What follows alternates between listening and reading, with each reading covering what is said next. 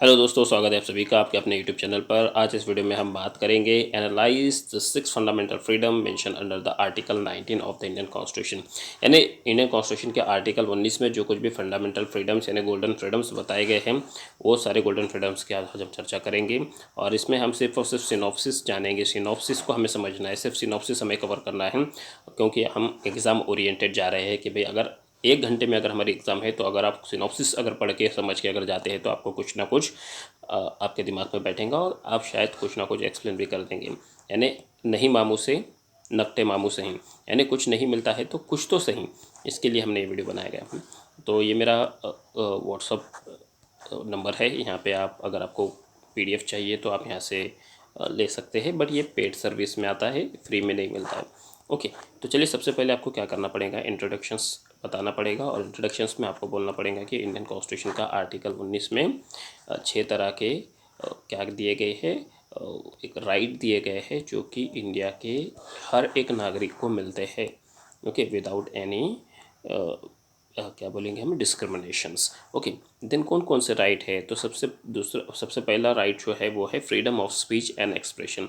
अब ये freedom of speech and expression, आप ये आपके सिनॉप्सिस यानी सिनॉप्सिस है, यानी आपको क्या करना है, ऐसे आंसर लिखना है। सबसे पहले इंट्रोडक्शंस तो आपने लिख लिया, इसके बाद फ्रीडम ऑफ स्पीच यानी इस कॉन्सेप्ट को आप क्या करेंगे, एक्सप्लेन करेंगे, जो कि आर्टिकल 19 क्लॉज 1 का सब क्लॉज ए में है। तो इसमें क्या बताया गया कि हर इंडिया के हर एक व्यक्ति को स्पीच देने का और उसके ख़यालात को एक्सप्रेस करने का अधिकार है। फिर वो पेपर से करो, रेडियो से करो, न्यूज़पेपर से करो, मैगजीन्स बनाओ, किताबें छपाओ, या फेसबुक से आओ, यूट्यूब लाइव आओ, कैसा भी वो कर सकता है। बट ये सारी चीज़ें एक्सप्रेस करने से पहले उसको ध्यान में रखना चाहिए कि उसके जो कुछ भी स्पीच और एक्सप्रेशंस की वजह से हमारे देश की जो सिक्योरिटी है, हमारे देश में जो शांतता है, उसको भंग नहीं होना चाहिए। यानी अगर हमारे देश में शांतता भंग होती है तो फिर उसको ये अधिकार नहीं मिलेगा, उसके ऊपर कार्रवाई की जाएगी।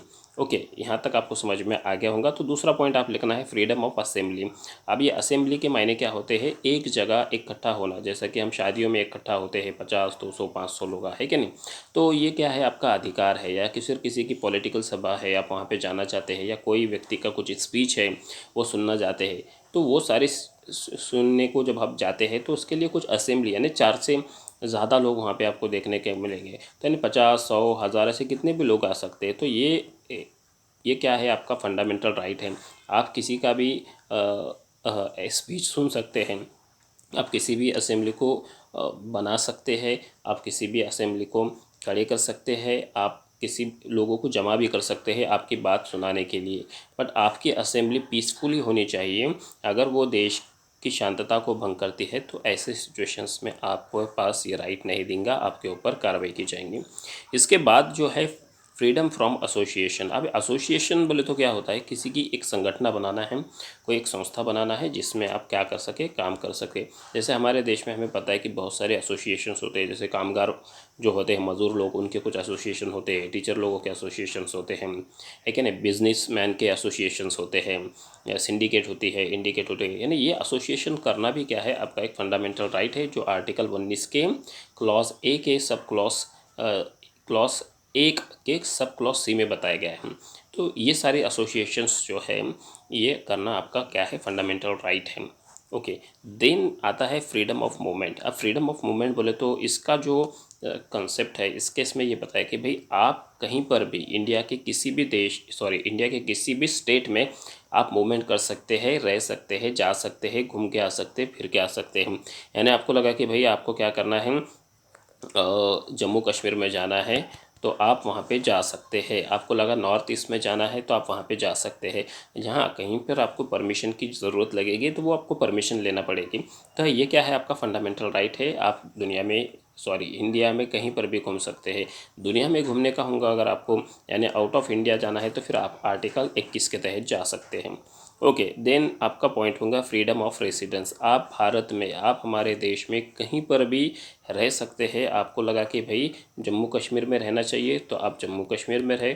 आपको लगा नहीं जम्मू कश्मीर में नहीं रहना चाहिए, केरला में रहना चाहिए तो आप केरला जाए। आपको लगा महाराष्ट्र में रहना चाहिए, आप महाराष्ट्र में रहें।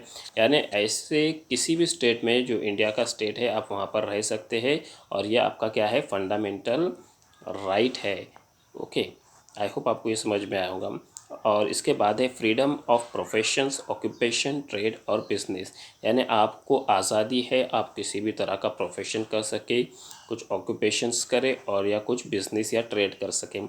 बट ये सारी चीज़ें करते वक्त आपको ध्यान में देना है कि भाई इन सारे बिजनेस से हमारे इंडिया देश का, हमारे मुल्क का जो है पीस है, इसको है ना भंग नहीं होना चाहिए। इसमें है ना एकाग्रता रहनी चाहिए। इसमें इसमें एक क्या होना चाहिए, डिसिप्लिन होना चाहिए। अगर आप कोई मान लो मिसाल के तौर पे आप ड्रग्स का बिज़नेस करते हैं तो ये बिज़नेस आपको अलाउ नहीं कर सकता। अगर आप बोलेंगे बंदूकों का बिज़नेस करना है, बंदूकों की खरीदी करनी है, बॉम्ब की खरीदी करनी है, तो ये सारे बिज़नेस आपको करने को अधिकार नहीं है।